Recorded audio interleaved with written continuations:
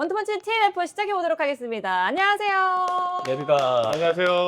오늘은 뭔가 더 꽉 찬 것 같지 않으세요? 일단 큰 분이 오셨어요. 얼굴이? 아니. 체구가. 아니 왜 아무 말도 안 했는데 왜 굳이 이렇게 본인이 내 얼굴을 뚫어지게 보고 얘기하니까 바로 아이, 당해진 거지. 저도 엄청 좋아하거든요. 아니, 배우님. 여러분께 먼저 소개를 해드려야 될 것 같은데 TMF에서 저희가 정다화 기자님하고 임원철 위원님은 항상 이제 고정으로 나오시고 우리가 항상 4인 체제로 간다. 이 한 자리를 여러분들이 좀 많이 서치를 해달라고 했는데 이제는 게스트로 여러 가지 로테이션을 돌리려고 해요. 그중에서 첫 번째 게스트로 이제 유황재 위원님 오셨습니다. 안녕하세요. 네, 안녕하세요. 반갑습니다. 아니 사실 그 원투펀치는 이번이 처음이 아니잖아요. 이거 원투펀치 플러스로 이름 바뀌었잖아요. 네, 뭐 그렇게 까칠하를. 아니 사실 그 얘기를 좀 제가 여러분들께 미리 알려드려야 될 게 조금 군기를 잡으려고 했거든요. 네. 유튜브에서 사실 이황재 위원님이 처음에 이제 아기 시절 때 아무것도 모를 때 유튜브가 뭐야 뭐 이런 시절 때 딱 이제 원투펀치 처음 나오셔가지고 유튜브 맛을 알아버린 거죠. 그래가지고 그 다음부터 이렇게 유튜브를 많이 하신다는 다 우리 덕분이라는 뭐 그런 얘기가 있더라고요. 뭐 크게 부정하지는 않겠습니다. 어쨌든 제가 데뷔라기보다는 유튜브 처음 나왔던 거는 원투펀치 시절에 네, 장지현 위원께서 그렇죠. 한번 나왔으니 같이 하자. 그때 입을 잘 터셔서 그래서 다른 유튜브에서 지금 섭외가 들어와고 지금 이렇게 잘 나가고 있는 거예요. 뭘 잘 나갑니까? 잘 나가기에. 그냥 거기 리춘수 대주주께서 그냥 이뻐해 주셔서 나가고 있는 거지. 그 잘 나가진 입이 않고 있어요. 원투펀치였다. 처음에 저 사람 해야 되겠다. 잘 터네? 막 이래가지고 이제 섭외를 하게 된 거죠. 지현이 형한테 굉장히 고마운 마음을 갖고 있습니다. 아니 저한테는 아, 저랑 이렇게 같이 합을 맞추셨으니까 그렇게 된 거 아닙니까? 지분이 없지 않아 계신 것 같아요. 네, 알겠습니다. 감사합니다. 정말 옆들의 절박기로 대주진을 안 친 것 같은데. 시작을 했는데 유튜브로 활동을 하니까 요즘 어떠세요? 재밌어요. 확실히 제가 나가는 그 리춘스 채널은 뭔가 좀 더 야만의 시절 이야기도 많이 하고 거칠고 네. 그러니까 또 거기 대주주께서도 그런 이야기 좋아하시고 저희는 옆에서 같이 호응만 해주면 되니까 그 분위기 굉장히 좀 저 익숙해졌었거든요. 근데 여기 오니까 들어올 때부터 분위기가 좀 달라. 맞아. 네. 다르고 여기 뭔가 좀 엘리트적인 것 같고 여기도 이명철 의원도 앉아 있고 그래서 좀 분위기가 아주 익숙하진 않습니다. 네. 여기서 야만을 담당하시는 거예요, 이제. 나 고정이야? 오늘 막 이런 좀 날것을 막 이렇게 표출하는 그거 담당으로. 아니 안 그래 시작하기 전에 분위기가 그 리춘수 때랑 너무 분위기가 다른 거예요. 그래서 큐 사인 나오면 진행이 가능할까라고 난 생각을 하고 있었는데 역시 전문 MC가 들어오시니까 달라지네. 이렇게 또 한번 존경합니다. 이렇게 조금 이렇게 올려주고 그쵸, 시작하시려고 그러는데 두 분과는 조금 어떤 관계가 있으셨나요? 우리 이명철 의원은 잘 알죠. 네. 우리 뭐 방송도 같이 했었고 또 소주도 머셔 봤었고. 네. 근데 정다기 기자님 오늘 처음 뵀어요. 그래요? 들어올 때부터 포스가 장난이 아니셔서 잠깐 제가 기가 눌려서 잠깐 나갔다 왔어요. 네. 들어올 때 별거 아니에요, 저거. 여기 다 이게 스피커업 해주는 거 아니었어? 어디고 얘기하시는 건데? 그 두 분은 이황재 위원님을 좀 어떻게 생각하고 계셨는지도 한번 들어보면 좋을 것 같아요. 정다화 기자님부터. 저는 처음 뵀는데 네. 늘 중계로만 듣잖아요. 중계로 TV를 볼 때 뭐 쿠팡으로 보거나 오늘 해설 누군가 되게 유심히 보거든요. 어떻게 하시나. 근데 늘 이황재 해설위원 하신다 그러면 오늘은 그래도 좀 지루하진 않겠다라는 생각을 하고 듣는 것 같아요. 워낙 텐션이 기본적으로 좀 있으시잖아요. 맞아요. 재미없는 경기도 이렇게 좀 재미있어 보이게 포장을 잘 하시는 그런 재주가 있으시더라고요. 그래서 맞아요. 저는 되게 그래도 이황재 해설위원이라고 하면 그래도 오늘 뭐 좀 볼만하겠구만 하면서 보거든요. 고맙습니다. 그래서 되게 반가웠습니다. 그렇구나. 어제 중계하신 그 울산 안양 경기가 좀 대표적으로. 네, 저 중간중간에 좀 들었는데 역시 네. 재미있는 것처럼 중계하시더라고요.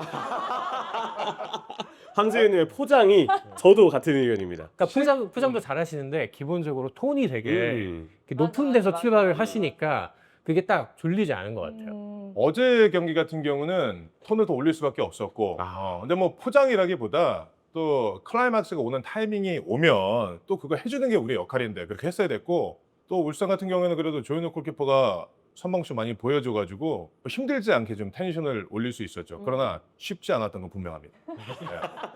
정말 쉽지 않았어요. 이명철 위원님은 좀 이황재 위원님을 평소에도 좀 알고 지냈으니까 네. 어떻게 좀 생각하고 있었는지. 왜냐면 제가 이거 꼭 물어보고 싶은 게 분명히 피디님 앞에 돌려보세요. 이황재 위원님하고 눈을 아까 처음에 인사를 할 때 이명철 위원님이 이러시는 거예요. 에헷 이런 느낌으로 굉장히 애기같이 그래서 좀 있어요. 그 표정이. 그런가? 예. 그래서 뭔가 그런 관계가 맺어 있나 이런 생각이 들고. 제가 일단 워낙 좋아하는 분이고 어. 그리고 중계진 전체 축구 중계하시는 분 중에 가장 테토남이세요. 가장 남성적이시고 가장 화끈하시고 오. 가장 뭐랄까 좀 통도 크시고 오. 그래서 저는 너무 제가 앞으로도 많이 따르고 싶은 그런 해설위원 선배님 중에 한 분입니다. 저는 이광재 위원님 좋다고 느낀 게 테토남은 맞는데 부드러운 테토남이라서 좋아요. 그렇죠, 그렇죠. 막 야 상남자 막 이런 느낌이 아니라 테토남인데도 뭔가 이렇게 다정하고 좀 분위기도 띄울 줄 아시고 좀 이런 느낌이라서 저는 같이 일하면서 굉장히 저도 좋은 느낌을 받았다. 왜 이렇게 더듬은 거지 지금? 이게 마음에서 포장 아닌가요? 포장. 마음에서 우러나와야 되는데 그러니까. 진실되지 못하니까 더듬는 아니, 거예요. 아니 그렇죠. 포장. 예. 그 중계하다가 지금 아까 얘기한 대로 포장해야 되는 음. 경기 때 캐스터고 해설이고 말을 더듬는다고 꾸며야 되니까 우러나오지 않으니까. 아니 진짜요. 지금 딱 그 모양 그 모습이었어요. 아 이게 참 이상하네. 네. 어쨌든 좀 얼굴도 좀 빨개지시는데 당황하시는 것 같은데. 아, 근데 진심입니다. 여러분 정말 진심이고요. 우리 유광재 위원님과 함께해서 되게 기분이 좋게 시작을 할 수 있을 것 같아요. 그러면 이 30라운드 잠깐 울산 얘기를 하셨는데 하나씩 얘기해 볼까요? 이문철 위원부터. 딱 앞서 이야기했던 울산 안양 경기가 제 얘기 대상이고요. 그리고 경기력도 경기력인데 저는 아시아 챔피언스 리그 때도 그렇고 지난번 안양전도 그렇고 가장 돋보였던 선수가 개인적으로는 백인우 선수였어요. 백인우 선수가 상당히 어린 나이인데도 터치를 앞으로 가져가려는 저돌성 그리고 그 터치를 꽤 깔끔하게 잡아놓는 기술. 지금 울산이 사실 공격을 나가는 부분 전술이나 어떤 선수들의 중원 장악력 이런 부분에선 지금 문제가 좀 있는 팀이고 아쉬움이 분명 따라오는 팀인데 백인우의 번뜩임과 앞으로의 가능성에 대해서는 꽤 높게 볼 수 있는 특히 청두전 때 좀 혈이 뚫리니까 안양전 때 더 잘하더라고요. 전반전만 뛰고 후반전에는 교체아웃이 됐지만 되게 인상이 깊었고 그래서 저는 보면서 후반전도 좀 뛰었으면 좋았을 것 음. 같은데 너무 빨리 뺀 게 아닌가라는 생각도 좀 들긴 하더라고요. 확실히 신태용 감독도 좀 일종의 분류하자면 또 옛날 지도자라 그런지 확실히 좀 보수적인 것 같아요. 충분히 한 20-30분 정도 더 뛰겨도 효과가 있었을 것 같은데 너무 좀 보수적인 판단을 한 게 아니었나. 그런 건 분명히 있었죠. 전반전에 번뜩이는 선수 중에 한 명은 분명했어요. 그랬는데 나도 중계를 하면서 좀 일찍 뺀다라는 생각이 없지 않아 있었는데 뭐 울산의 찐팬이고 네. 가장 잘 알고 있는 사람이니까 이명철 위원의 의견이 맞겠죠. 갑자기 결론을 그렇게 되나요? 네. 근데 제 의견도 똑같습니다. 조현욱 골키퍼의 선방이 진짜 울산에게 컸고 아시아 챔피언스리그 청두전 역전승으로 울산이 자신감이 좀 올라오나 싶었겠지만 여전히 경기력적인 문제점이나 전반적인 팀의 컨셉에 대한 부분은 신태용 감독이 오고서도 좀 제자리거리는 부분이 있다. 우려가 좀 많이 되는 게 사실이죠. 아직 기다려야 된다. 결과라도 내야 된다. 결과라도 네. 내야 된다. 기다려도 이 시즌 중 부임의 한계일지 모르겠지만 여기서 더 많은 반등을 할 수 있을지에 대해서 지난달 이맘때였으면 그래도 A매치 끝나고 봐야 되지 않겠냐라 이야기를 하겠지만 A매치 끝나고 지금 포항전, 청두전, 안양전 세 경기를 봤을 때 포항전이 그래도 좀 괜찮은 면에 속하긴 했지만 이게 기다린다고 해서 정말 극적으로 개선이 이루어질 겁니다. 라고 얘기는 차마 못하겠더라고요. 직원을 하자면 신태용 감독님 결과 내세요 이 얘기네요. 그렇죠. 결과만 남는 시즌이기 때문에 중요한 건 어떤 식으로라도 이겨야만 한다. 그래서 어떻게 보면 안양전에 지지 않은 건 울산한테 그래도 좀 좋은 소식이 아닌가라는 생각도 있습니다. 그럼 이광재 위원님은 어떤 경기 좀 말씀?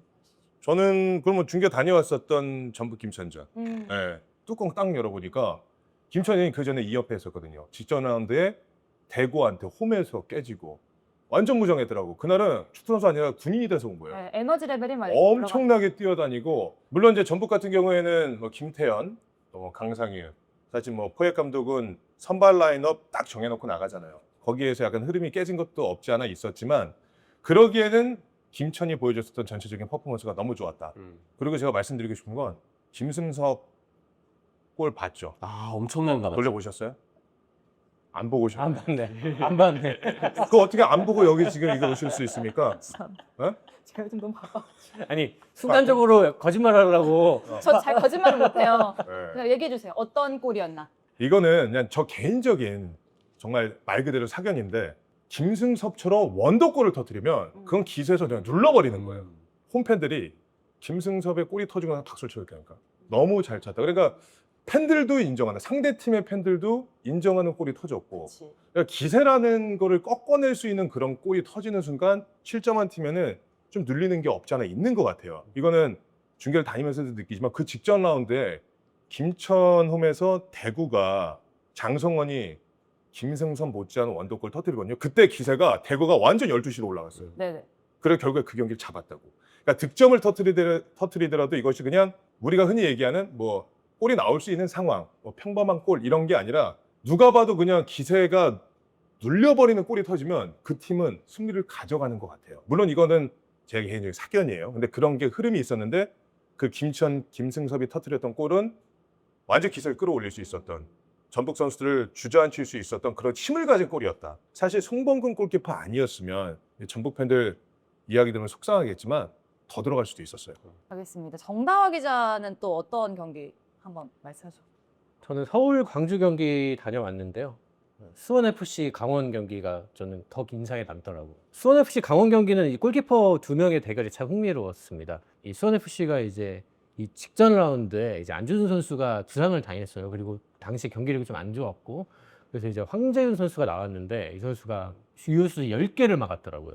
그러니까 강원이 경기를 전체적으로 주도를 했고 좋은 경기를 했는데, 이 황재윤 선수가 사실 되게 무명이고 이제 프로 2년 차인데 정말 놀라운 선방을 보여줬거든요. 근데 또 마침 강원에서는 나이가 좀 많은 이 박청효 선수가 또 몇 개를 또 막았어요. 이 두 팀은 사실 이제 이 경기에 따라서 흐름이 완전 바뀔 수 있는, 강원은 4연승을 타고 완전히 진짜 올라설 수 있는 분위기였고, 수원FC는 3연패 중이었기 때문에 여기서 지면은 진짜 이제는 뭐 거의 강등 승강 플레이오프 생각해야 되는 수준까지 갈 수 있었는데, 이 2003년생 어린 골키퍼가 팀을 거의 구했거든요.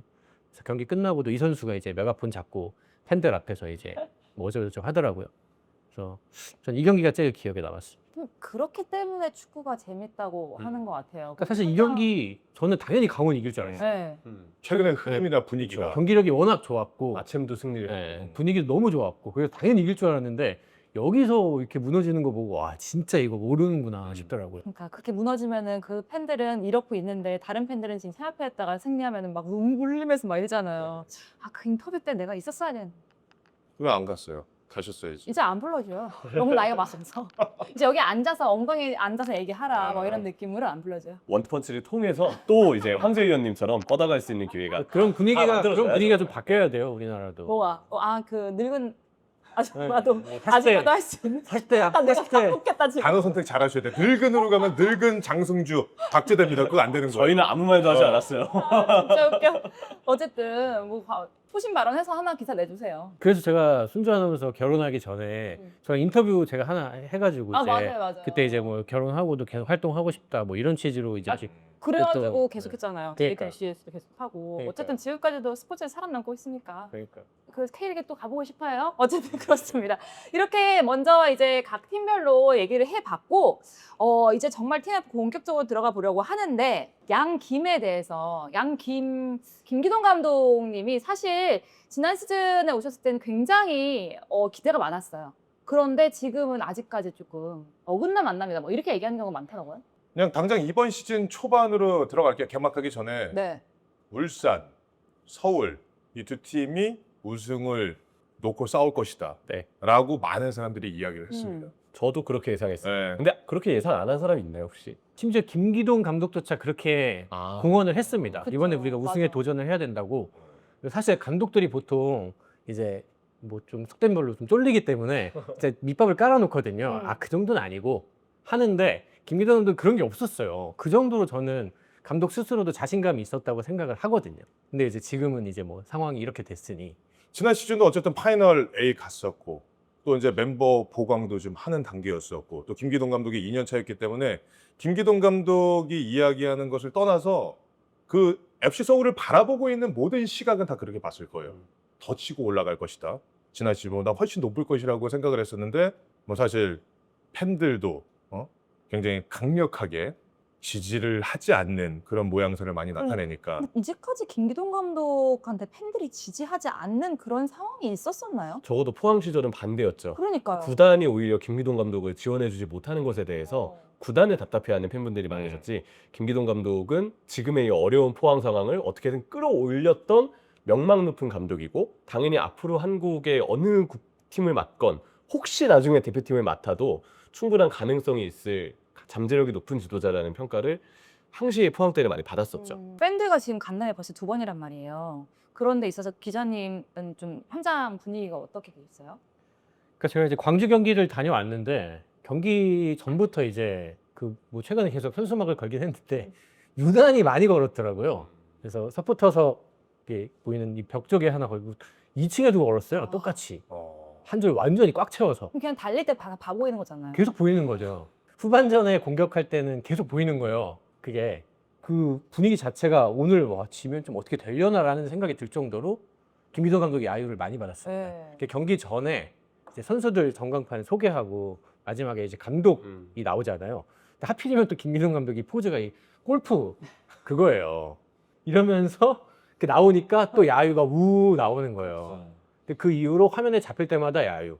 3대 0으로 이겼고 또 이제 5위로 도약을 했는데도 이제 김기동 감독 지지를 받지 못하는 거죠. 근데 하필이면 이 경기에서 김기동 감독이 K리그 1 통산 100승을 달성을 했습니다. K리그 1 100승 달성 감독이 우리나라에 15분밖에 안 계세요.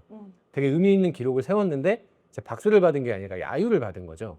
아마 김기동 감독 개인에게도 있어서 굉장히 그 스트레스가 그렇죠. 심하지 않을까. 네, 생각이 이제까지 항상 밴드를 지지만 받고 있다가 100승을 딱 이뤘는데 그 순간에 굉장히 뭔가 지지해주지 않는 분위기면 감독님도 굉장히 스트레스뿐만 아니라 뭔가 회의감도 느껴졌을 것 같고 이걸 어떻게 뚫어나가야 될까 뭐 이런 생각도 했을 것 같아요. 근데 이게 앱소울이 어디서부터 꼬였다고 생각하세요?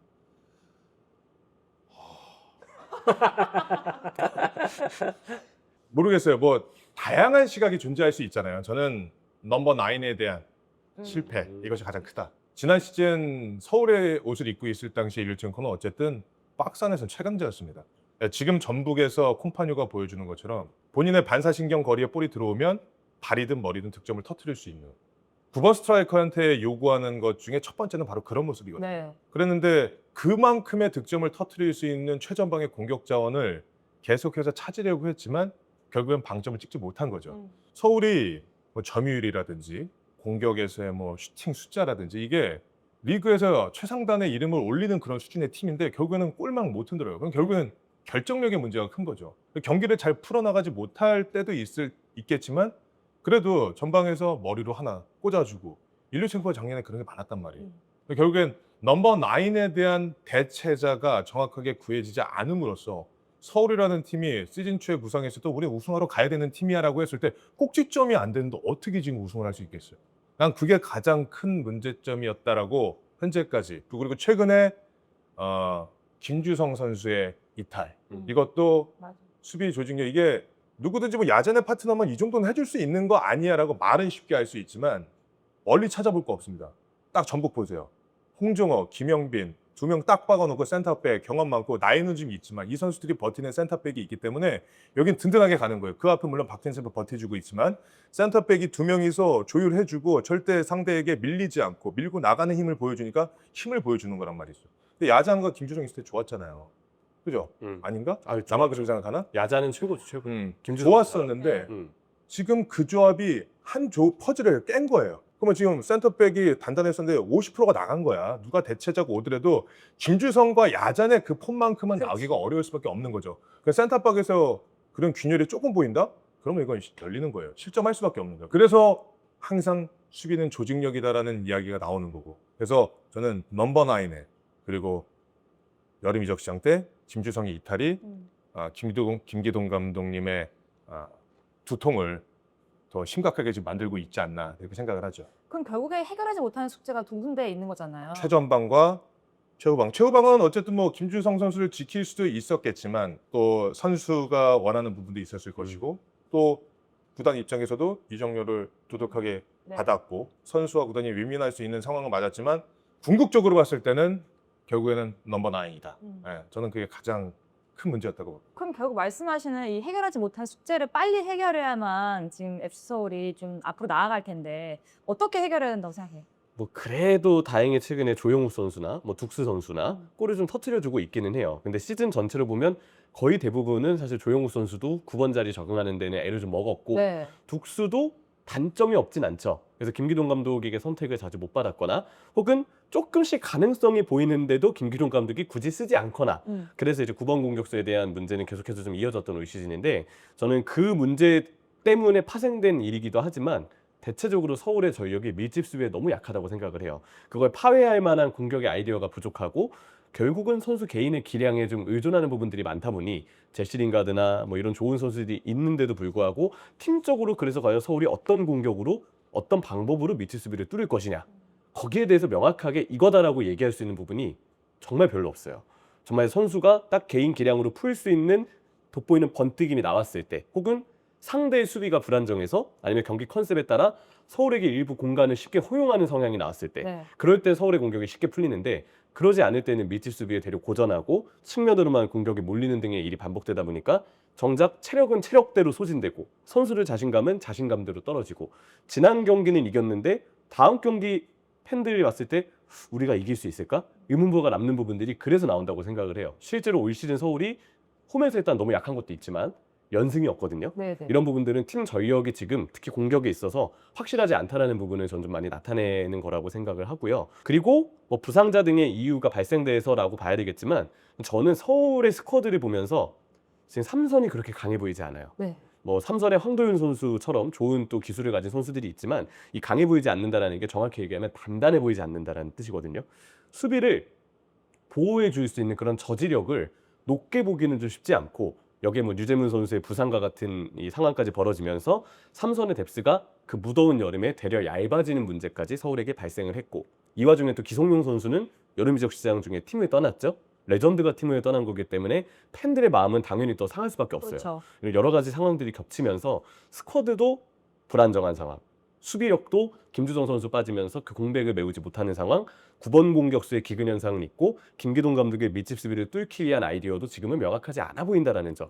전력이 불확실해 보이는 게 사실이에요. 그러다 보니까 여기에 대해서 어떻게 대안을 찾는다라 말을 하기가 선뜻 이거다라고 얘기하기 굉장히 좀 어려운 부분들이 있긴 하죠. 제가 항상 MC로서 느끼는 게 있거든요. 어떤 팀이 지금 뭔가 하락을 하고 있으면은 항상 느끼는 거는 문제가 뭐예요라고 MC가 물어보잖아요. 그러면은 항상 대답이 이것만 있는 게 아니야. 이것도 있고 저것도 있고 저것도 있고 저것도 있어서 총체적인 난국이더라고요. 근데 결국에는 어떻게 보면은 이런 말을 또 하더라고요. 기동 매직이라는 게 어떤 색깔이 있는데 그 색깔과 FC 서울이 좀 안 맞는 게 아니냐. 이런 얘기가 결국에는 이런 문제점들을 나타내는 게 아닌가라는 것도 좀 얘기를 하던데 어떻게 보세요? 그러니까 좀 큰 틀에서 봐야 하는 것은 이제 올 시즌 앞두고 FC 서울이 김기동 감독에게 확실히 많이 지원을 해줬다는 점입니다. K리그에서 최근에 이제 흐름이 어떻게 가고 있냐면 감독의 의견보다는 프런트의 의중을 통해서 선수 영입이 이루어지는 경우가 많아요. 그렇죠. 감독도 최근에는 젊은 감독들을 위주로 일임하는 경우가 많습니다. 물론 최종적으로 뭐 예를 들어 이 선수 셋 중에 누가 좋겠냐, 얘가 나은 것 같습니다라고 하는 경우는 있지만 대체적으로 프런트에서 이제 주도를 하는데 사실 김기동 감독은 올 시즌 굉장히 구단 프런트로부터 지원을 많이 받았습니다. 본인의 의사가 반영이 많이 됐고 특히 여름 이적 시장에도 뭐 특히 안데르손이 사실 안데르손을 지어줬으면 이거 진짜 다 한 거거든요. 진짜로 저는 그렇게 생각해요. 정말 치트키를 얻은 거란 말이죠. 근데 그만큼 김기동 감독이 보여줄 매직에 대한 신뢰가 있었던 거죠. 그러니까 올해는 성과를 내야 한다. 네. 올해는 무조건 성적을 내야 된다는 프런트의 의중이 강력하게 반영이 된 거예요. 그래서 지금 김기동 감독은 정말 사실 압도적인 지원을 받았는데 말씀하신 김주성 선수가 이탈하기 전까지도 사실 전북과 우승 경쟁을 하지 못했거든요. 네. 그래서 사실 그런 부분적인 것들에 대해서는 사실 이제 뭐 이렇게 핑계댈 여유는 없는 것 같고 늘 사람들이 포항 시절 김기동 감독에게 궁금했던 게 저 사람이 지원을 받으면 얼마나 잘할까 였단 말이죠. 근데 막상 지원을 받았는데 성과가 나지 않고 심지어 여름 이적 시장에서 이제 기성용 선수를 보냈잖아요. 그러니까 김기동 감독이 기성용 선수를 보냈다면 반드시 해야 할 것이 성과였습니다. 왜냐하면 포기하고 보낸 거예요. 팀 레전드를 포기하고 나는 내 갈 길을 가겠다 하고 선언을 한 거란 말이에요. 근데 오히려 그 뒤로 성적이 더 내려가고 요거는 사실 이 팬들이 받아들이기 굉장히 어려운 성적인 거는 맞거든요. 최근 드물게 지원을 많이 받고 근데 그 지원을 받아서 간 선수들이 김진수 선수는 아주 잘하고 있지만 사실 정승원 선수 같은 경우는 수원 FC 시절만큼의 퍼포먼스가 나오지 않고 있단 말이에요. 안데르손도 마찬가지고요. 안데르손 선수가 서울 이적한 후에 겨우 1골 1도움밖에 못하고 있다는 건 이거는 개인의 퍼포먼스가 아니라 이제 팀의 구조적인 문제라든지 감독의 활용법이라든지 분명히 문제가 있다는 거거든요.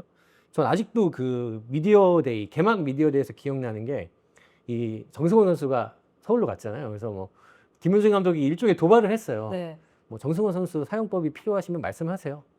이렇게 했어요. 네. 근데 김민호 감독이 정말 자신인 게 필요 없는데 했단 말이에요. 근데 정승원 선수가 지난 시즌 퍼포먼스가 안 나와요. 전화 해야 되는 거 아니에요? 그러니까 사용법이 필요한 거예요. 네. 혹시 그러니까. 지금 대여 가능하냐고. 근데 공교롭게도 안된 선수 수원FC 출신이잖아요. 제일 정말 수원FC에서 K리그 최고의 활약을 하던 선수인데 서울 가서 이렇게 못하고 있다? 요거는 분명히 생각해 봐야 할 지점이 있지 않을까. 그리고 정작 서울을 떠난 윌리안 선수는 그렇죠. 사실 전반기 때 맞아요. 김기동 감독에게 이게 되게 공교로운 거예요. 외면을 받았는데 지금 수원 FC 가서는 윌리안 선수가 꽤 잘하고 있죠. 그래서 오히려 그 상황을 본 서울 팬분들의 마음은 김기동 감독이 팀 내부에 대한 판단이나 스쿼드에 대한 판단에 뭔가 지금 문제가 있는 거 아니냐, 잘못 바라보고 있는 거 아니냐라는 이야기가 지금 상황에서는 나올 수밖에 없죠. 그러니까 밀리안 선수가 수원FC로 가면서 잘한 것도 있지만 일단 연봉을 서울에서 보전을 해주고 이 선수의 몸 상태 물론 지금 부상을 당했지만 몸 상태에 전혀 문제가 없었고 네. 근데 왜 못 뛴 거야? 근데 이제 그 자리에서 뛰었던 이 루카스 선수가 굉장히 잘했냐? 그건 또 아니란 말이에요. 그러니까. 그럼 뭐 감독이 지금까지 뭐 한 거야? 라고 생각할 수밖에 없다는 거죠. 되게 마음이 아픈 게요. 이번에 광주전도 전 뭐 중계를 통해서 잠깐 봤지만 주말 경기고 뭐 일요일 저녁 경기는 사실 토요일보다는 조금 더 많은 팬분들이 직관에 덜 오는 경향이 있어요. 네네. 왜냐면 다음 날에 월요일에 대한 부담이 있으니까. 근데 그래도 서울인데 작년 여름에 8월부터는 서울이 오히려 성적이 좋았고 그래서 홈경기 때마다 정말 많은 관중분들이 오셨던 게 생각이 나거든요. 근데 요즘에 홈경기 때 좀 부진한 홈 성적, 좀 안 좋은 구단 상황, 다양한 이유들이 있겠죠. 팬분들이 분노한 부분도 있고 관중이 서울치고는 많이 줄었어요. 이게 가장 좀 마음이 아프더라고요. 근데 사실 김기동 감독님 하면은 선수들하고 굉장히 좀 스킨십이 많고 형님 리더십 뭐 이런 느낌이잖아요. 근데 지금 현장 분위기도 선수들이 얼마나 조금 그걸 잘 따르고 있는지 아니면 좀 내부적으로도 좀 균열이 있는지도 궁금한데 현장에 조금 갔을 때 분위기가 어땠어요? 이런 거 얘기해도 돼? 네, 제가 FC 서울 경기를 최근에 들어가지를 않아서 많이 자주 가야 좀 그런 분위기도 좀 네. 볼 수 있을 텐데 잘 모르겠네요. 요즘에는 분위기 어떤지 그럼 기자님은 잘 아실 것 같아요. 무슨 폭탄 돌리기도 아니고 지금. 그러니까 이게 지금 오랜만에 이슈는 아닌 것 같아요. 아 그쵸. 그러니까 제가 이제 일을 2012년에 시작을 했는데 그때 이제 최용수 감독 시절에 이제 우승을 한 이후로 생각을 해보면 최용수 감독 뒤로는 서울은 늘 감독의 무덤이었어요. 대부분 성공하지 못하셨고 계약 기간을 채우고 나가신 분들은 뭐 제가 알기로는 뭐 거의 없고 뭐 여러 가지 뭐 이슈가 있겠죠 내부적으로 구체적으로 이렇게 말을 하면 어려울 것 같아요. 네. 근데 그러니까 기본적으로 그런 정서는 있는 것 같아요. 서울이라는 클럽이 주는 그 무게감, 그렇죠. 그 선수들의 자존감 거기서 비롯되는 감독의 리더십의 방향성에 대한 그 스탠다드가 아직까지 그 누구도 잡지 못한 게 아닌가. 네. 뭐 기성용 선수가 나갔는데도 팀이 뭐 김기동 감독이 원하는 대로 흘러가지 않는다? 그거는 사실 그러면은 뭐 한두 명의 문제는 아닌 건 아니지 않을까? 그냥 팀의 분위기, 문화 뭐 그런 것들이 감독이 설정한 그 방향과 좀 맞지 않는 게 아닐까?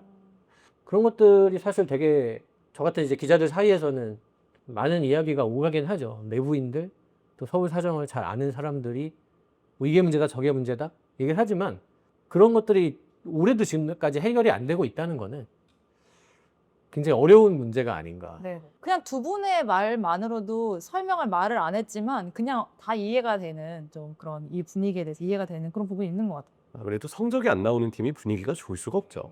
네, 그렇게 봐야 되지 않을까 싶습니다. 성적이 뒷받침이 안 되면 모든 것을 다 갖다 붙일 수 있어요. 맞아요. 맞아요. 맞아요. 잘 돼도 모든 것을 다 맞아요. 누구 덕분이야 누구 덕분이야 할 수 있는 것처럼 여러 가지 이야기가 나올 수 있고 사실이 아닌 이야기들도 사실처럼 구전으로 타고 흐르죠. 맞아요. 네. 근데 막 소문도 있고 진실도 있고 네. 그 안에서의 또 서로 간에 뭔가 힘든 부분도 있고 여러 가지 있는 것 같아요. 이게 다 섞여버리면 뭐가 진실인지 몰라. 맞아요. 그렇대 카더라 막 나오면 맞아. 아니 한 가정도 그래요. 애가 성적이 안 나오면은 당신이 어떻게 키워서 그래? 막 이러면서 네가 잘했어야지. 막 이러면서 점점 이렇게 벌써 그러세요? 그건 아니요. 뭐. 아니, 그런 건 아까 들어오실 때도 전화 급하게 받으시잖아요. 네네. 그런 건 아니지만 모든 것에 있어서 이제 뭔가 안 되기 시작하면은 점점 서로를 탓하기 시작하고 서로가 뭉치지 않고 이런 거는 어쩔 수 없는 것 같아요. 그런 이제 총체적인 난국이라고 표현을 해야 할지 모르겠지만 그런 상황 속에 있는 FC 서울이 결국에는 지금 팬들의 마음을 좀 진정시키려면 어느 정도의 순위를 가져야 되는 게 맞는 거잖아요. 네. 이게 가능할까요? 어떻게 보세요? 일단은 아시아 챔피언스리그 리그 페이지 뭐 첫 경기는 다행히 일단 지지 않고 무승부로 끝내긴 했어요. 서울도 모처럼 나간 국제 대회 아시아 챔피언스리그이기 때문에 다음 주에 있을 홈에서의 불이람전을 포함해서 리그 페이지에서 일단 좋은 성적을 내면서 조금이라도 떠나 있는 팬들의 민심을 좀 다시 잡을 필요가 있다. 이게 일단 좀 중요해 보이고 리그는 무조건 파이널 A에는 최소한 진입은 해야죠. 네. 근데 지금 성적과 분위기로 봤을 땐 그리고 특히 광주전을 대승으로 이겼다고 해도 올 시즌 연승이 없었던 서울의 행보를 보면 이후 경기 이후 결과에 대해서도 낙관할 수는 없기 때문에 그런 우려되는 상황 속에서도 파이널 A에 진출하는 게 최소한은 무조건 필요할 것이다. 파이널 B로 가면요. 그 어떠한 이야기도 할 수 있는 게 없어집니다. 게다가 이 스쿼드로 파이널 B는 이건 사실 용납되기 힘든 일이죠. 알겠습니다. 다음 또 김이 있잖아요. 좀 위기의 김. 김학봉 감독님. 김학봉 감독님에 대한 제주를 좀 얘기를 해봐야 될 것 같아요. 이것도 또 2025년 참 쉽지가 않아요. 경기를 풀어갈 아이디어가 좀 부족해 보이는 느낌? 네. 팬들은 변화를 추구하고 변화를 원하는데 뭔가 김학범 감독의 팀 운영은 그러지 못하다라는 게 저는 가장 아쉽고 결국 운영의 한계다. 그렇죠. 경기를 볼 매력이 별로 없어 보여요. 아. 왜냐면 너무 판에 박힌 뻔한 내용들과 과정들만 제주가 반복이 되다 보니까 당연히 또 선수 고수 멤버 변화도 부족하고 이탈로를 뭐 수비적으로 좀 더 기용을 해서 선수의 장점이 나오지 않는 등 다양한 이제 기용 방식과 어떤 전술 운용의 문제, 좀 고착화된 문제들이 항상 김학범 감독이 있었는데 여기에 대해서 변화 포인트를 계속 마련하지 못하고 있기 때문에 지금의 부진을 끊어내지 못하는 흐름은 예상된 수준이다라고 얘기를 좀 해야 되지 않을까 싶어요. 근데 이게 가장 문제인 것 같아요. 승리도 없지만 결국엔 내용은 재미가 없다. 뭐 이런 얘기 진짜 많이 하더라고요. 지금 뭐 이명철 위원이 다 이야기했습니다. 제주가 어쨌든 모든 팀들이 비행기 타고 가야 되잖아요. 네. 홈에서는 무조건 이겨야 돼요, 사실. 네. 옛날부터 그런 얘기 있었어요. 제주는 무조건 홈에서 이겨야만 해. 그런 얘기를 모든 사람이 다 했단 말이에요. 지난 시즌에 최종적으로 38라운드 기준으로 홈에서 11번을 승리했습니다. 지금 30라운드까지 14번 경기를 했는데 6승이거든요. 지금 이제 잔여 경기가 파이널 라운드까지 8경기가 남아 있는데 작년만큼만 하려고 해도 지금 5번의 승리를 해야 된다는 거예요. 그렇죠. 그러면 최근의 흐름과 기세로 봤을 때 그 5번의 승리를 할 수 있을까라고 하면 모두가 지금 빅 퀘스천을 좀 남길 수밖에 없잖아요. 그래서 시즌을 치러오면서 홈에서 잡아야 되는 순간들이 분명히 있었는데 상대에게 승점 3점을 모조리 가져오지 못한 그게 너무 컸었고 뭐 이건 좀 의견이 갈릴 수도 있어요. 저는 안태현 선수가 부상으로 빠지면서 네. 왼쪽에 김윤성이 살아있고 오른쪽에 안태현 선수가 부상으로 빠지지 않았다면 지금보다 좀 나았었을 것 같아요. 근데 안태현이 빠지면서 물론 임창호 선수가 퍼포먼스가 좋지 않은 선수라는 건 아니에요. 절대 그런 식으로 오해는 안 했으면 좋겠고 안태현 선수가 가지고 있는 이 선수의 장점 자체가 결국 측면에서 왕성한 활동량과 스피드로 수비면 수비, 공격이면 공격, 미드필더 들어가주면서 다 지원해주고 이런데 이 선수가 가지고 있는 이 멀티플레이어 능력이 정말 그 더운 여름에 나와줬다면 제주는 지금보다 조금 더 위에 있을 수 있는데 선수 개인의 한 명이 모든 것을 바꿀 수 없지만 안태현 선수는 제주에서는 그만한 상징성을 가지고 있는 선수예요. 경기력적인 거, 지금 이명철 위원이 얘기했었던 경기를 풀어나가는 방법, 게임 모델이 무엇이냐 이런 이야기도 있지만 안 되는 팀일 때 난세의 영웅이 나타난다는 것처럼 그 개인의 퍼포먼스로 어느 정도는 극복이 되는데 그런 부분이 한편으로 굉장히 아쉽게 다가온다. 이 정도로 좀 말씀드리겠습니다.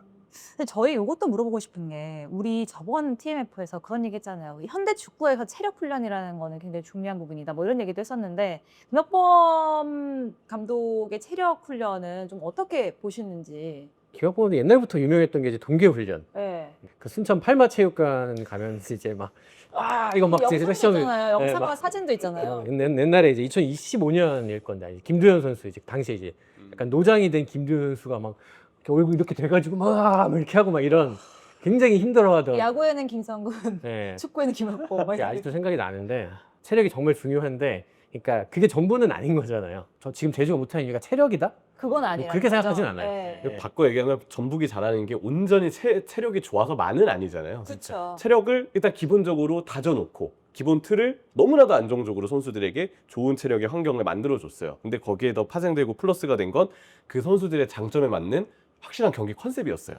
상대에 대한 어떤 롱볼 전개, 그리고 피지컬적인 싸움을 할 수 있는 콤파니오의 존재, 수비로 전환할 때 베테랑들이 많은 전북의 백포 특성상 무리한 압박이나 혹은 라인을 올리거나 상대를 1대1로 쫓아가는 그런 수비보다는 지역을 막으면서 서로 좁은 공간을 각자 분배해서 부담을 줄이는 방식으로 수비하는 이런 접근이 있었기 때문에 이게 기본적으로 갖춰지고 여기에 추가적으로 그걸 수행할 만한 선수들의 실천력을 체력으로 올려줬기 때문에 전북이 좋은 성적을 내는 거라고 보거든요.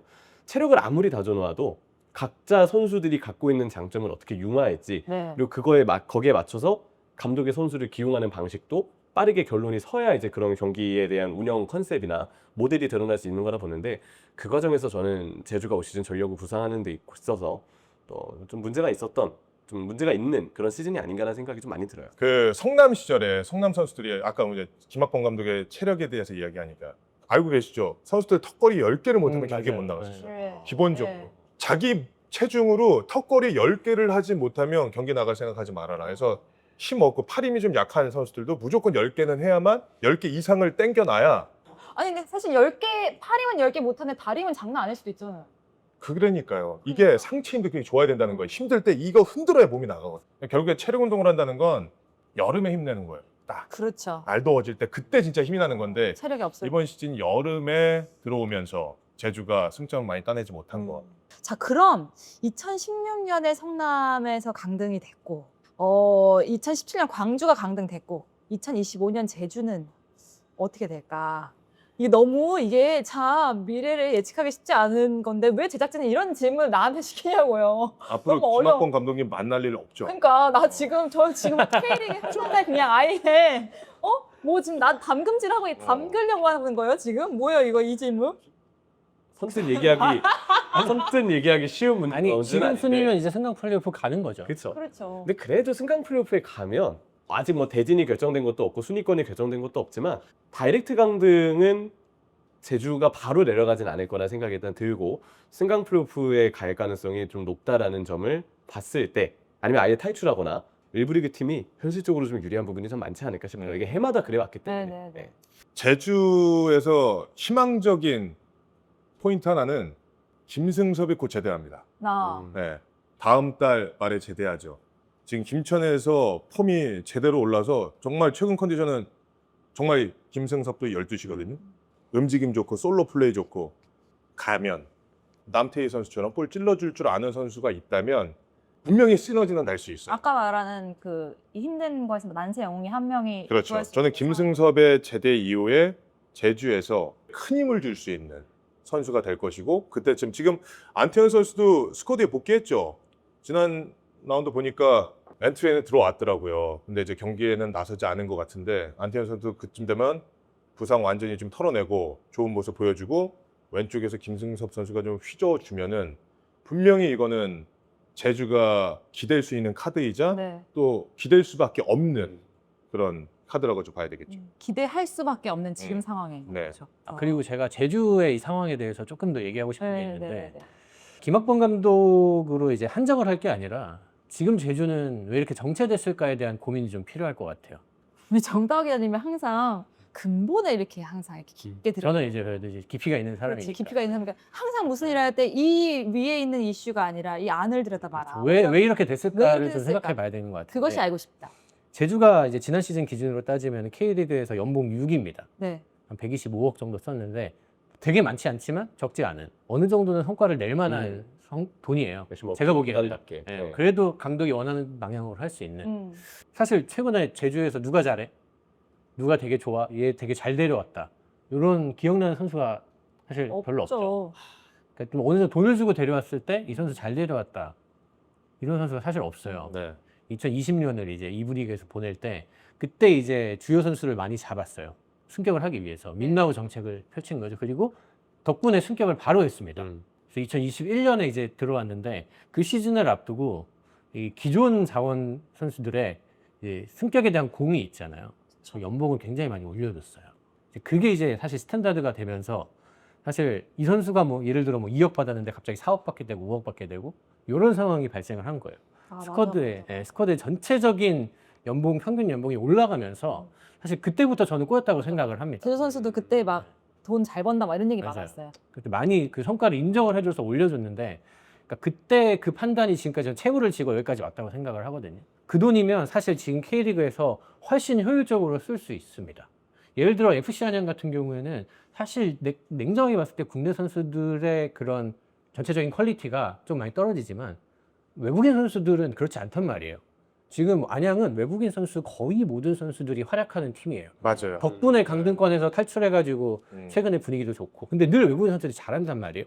근데 제주는 이 선수들의 몸값은 올라갔는데 그 과정에서 이 효율적인 영입 그리고 엔트리 개편을 하지 못한 거예요. 그게 계속 누적되고 지금 몇 년째까지 오면서 굉장히 그 선수들의 연봉표를 봤을 때 아, 얘가 이 정도 받는 게 맞나? 그러니까 돈값을 해야 되는데 그걸 그렇죠. 못하고 있다는 거. 그렇지 못한 선수들의 리스트가 쫙 펼쳐져 있는 거예요. 그러니까 제주의 그 사실 그게 어쩔 수 없는 판단이었다고 저는 생각을 합니다. 승격을 했고 그 과정에서 공을 인정하는 게 당연하잖아요. 그래야지 또 새 시즌을 갈 수 있는 거고. 어렵다. 그러니까 문제. 왜냐면은 여기서 또 그러면 싹 바꿔 과연 잘할 수 있느냐? 그럼 더 못하죠. 더 못할 수 있어요. 안 되니까. 네. 그리고 제주가 승격한 첫 시즌에 4등을 했잖아요. 결과적으로는 그 선택이 맞았다는 거거든요. 제주 스쿼드로 4등을 했다고 하면. 근데 이제 그게 누적되면서 계약이 그중에 연장되는 선수가 있고 물론 나가는 선수도 있지만 그러면서 전체적으로 이제 선수단의 몸이 무거워지고. 근데 이걸 체질 개선을 할 타이밍을 계속해서 놓쳐버리게 되는 거죠. 그래서 지금 사실 뭐 김학봉 감독의 대체적인 뭐 리더십이나 여기 말씀하신 전술적인 것들, 뭐 체력적인 것들 이런 것도 물론 지금 부진의 원인이 되겠지만 그때부터 누적돼 왔던 그런 피로감들이 쭉 쌓여서 여기까지 왔다고 생각을 해요. 그러니까 와, 근데 이게 진짜 어렵네요. 어떻게 굉장히 어려운 체질 개선을 문제예요. 해야 할지 숙제인데 그거를 지금 그냥 단순하게 생각했을 때 어떻게 해야 할지가 좀 답이 안 나오는 문제예요. 굉장히 어려운 이슈고 예를 들어 뭐 A 선수가 있는데 얘가 고액 연봉자지만 이 선수는 우리 팀에 꼭 필요해. 그러면 그 고액 연봉은 계속 데리고 있을 수밖에 없는 건데 사실 이 선수가 다른 구단의 비슷한 C 선수와 비교할 때 연봉 2~3배를 받고 있다. 근데 과연 그거를 겨울에 그러니까 우린 짜라 바꾸자 하시고 거기에 이적료 들 수도 있고. 그러니까 이적료 없이 재계약하는 것만큼 편한 게 없잖아요, 사실. 이 선수를 데려오고 막 이런 것도 워낙 복잡한 과정을 거쳐야 하니까. 그러니까 그 과정에서 제주가 효율적으로 그걸 해내지 못한 것, 그게 이제 문제였다고 생각을 하는데 뭐 글쎄요, 그게 당시로 돌아갔을 때 과연 아예 그렇게 하지 않을 수 있느냐 라는 건 또 다른 문제니까요. 어쨌든 이건 다른 팬들도 이 좀 내부적인 상황을 알면 이 구조에 대해서 좀 이해를 하는데 좀 더 확실히 좋을 것 같다는 생각이 들고 결과적으로는 그런 것 같아요. FC서울도 그렇고 이 제주도 그렇고 그냥 한 가지 문제가 아니라 겉에 있는 뭐 정말 뭐 전술 전략 이런 것도 있겠지만 선수들 내부적인 문제도 있고 프론트에 대한 문제도 있고 이게 옛날부터 과거 때부터 지금 왔던 문제가 아직 해결이 안 된 부분도 있고 여러 가지가 있어서 그 구단이 앞으로 나아가지 못하게끔 만드는 게 있는 것 같아요. 이 문제를 조금 잘 해결해야지 팬들이 바라는 건 결국에는 이 문제를 하나하나씩 좀 잘 해결하고 현명하게 이뤄나가야 좀 더 높은 곳으로 갈 수 있지 않을까라고 생각을 하면서 어쨌든 두 위기의 남자 두 분이 어떻게 이걸 헤쳐나갈 수 있을지를 좀 더 기대하면서 지켜봐야 될 것 같습니다.